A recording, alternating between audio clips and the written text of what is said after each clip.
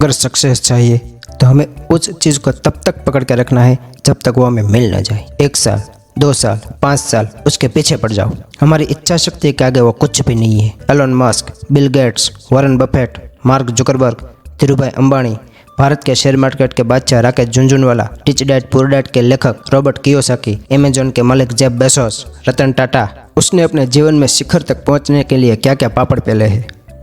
उन सब की कहानी में एक बात कॉमन है, पेशेंस। उनको एक दिन में कुछ भी नहीं मिला। अगर एलन मस्क की बात करें, वो जब कॉलेज में थे तब उनके पास इतने पैसे नहीं थे कि वो ढंग से खाना खा सके। वो संतरे, पास्ता और सॉस खाकर अपनी भूख मिटाते थे। उनमें वो बात बहुत पॉजिटिव थी कि वो किताबी कीड़े थे। बहुत सी ऐसी कंपनियां थी जिसमें उन्होंने रिजेक्शन मिला था, जिंदगी में बहुत ठोकरें खाई है। आज उनके नेटवर्थ 15 के पीछे 12 जीरो लगा दे, आपका कैलकुलेटर छोटा पड़ जाएगा। और बिल गेट्स के बारे में तो सब जानते हैं, वो माइक्रोसॉफ्ट के फाउंडर है। उसने लगभग 20 साल से ज्यादा का समय तक करोड़पति की लिस्ट में प्रथम रोल में रहे थे। शेयर मार्केट के बेताज बादशाह वॉरेन बफेट, जिसने 12 साल की उम्र में कमाना स्टार्ट कर दिया था।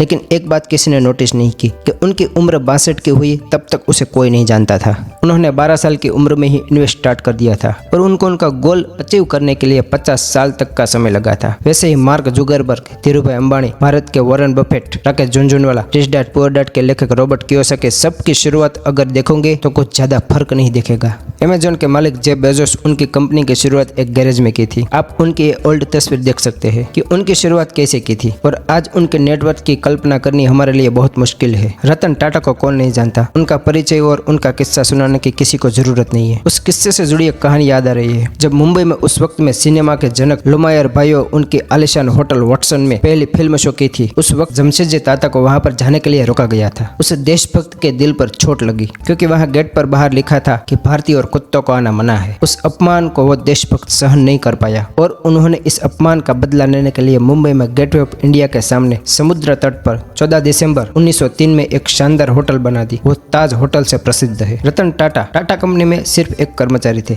लेकिन उसकी काबिलियत ने उसे फर्श से अर्श तक पहुंचा दिया। इन सब बातों से निचोड़ ये निकलता है कि आप कोई भी स्थिति में हो, शुरुआत कीजिए। अगर हमने नई शुरुआत ही नहीं की है, हाथ पे हाथ धरे बैठे रहेंगे तो भारत में 95% लोगों की हालत हमें पता है। जिसे मेहनत करनी है वो कभी घड़ी के सामने नहीं देखेंगे, रात को 2 या 3 बजे तक अपनी पढ़ाई में मशगूल रहेंगे। अपने और अपने माता पिता के सपने पूरे करने में जान लगा दो। कोई भी काम करने में अपना 100% लगा दो। जिंदगी में हमें जो चाहिए अगर हमें हासिल नहीं कर पाए तो जिंदा रहने का कोई मतलब नहीं। अगर ये विचार हमारे दिमाग में आ गया बस फिर बात खत्म। इससे ज्यादा इंस्पिरेशन की तुम्हें जरूरत नहीं है। आर या पार की लड़ाई होनी चाहिए। जिंदगी में तुम्हें जो चीज आगे बढ़ने से बाधा रूप लगती है उससे तुरंत दूर हो जाओ, वो चाहे व्यसन हो, दोस्त हो या कुछ भी। अगर किसी के उम्मीद में बैठे हो तो दर्द के सिवा कुछ नहीं मिलने वाला। इतिहास लिखने के लिए कलम नहीं हौसलों की जरूरत होती है। बस शुरुआत कर दो। सफल हुए तो ठीक है, वरना दूसरी बार शुरुआत करोगे तो शुरुआत शून्य से नहीं अनुभव से होगी। बस अपने सपने के पीछे जान लगा दो। मैंने डिस्क्रिप्शन में शून्य से सर्जन वीडियो की लिंक दी है, वो जाके जरूर देखना। ऐसी और वीडियो देखने के लिए चैनल को सब्सक्राइब एंड लाइक जरूर करें।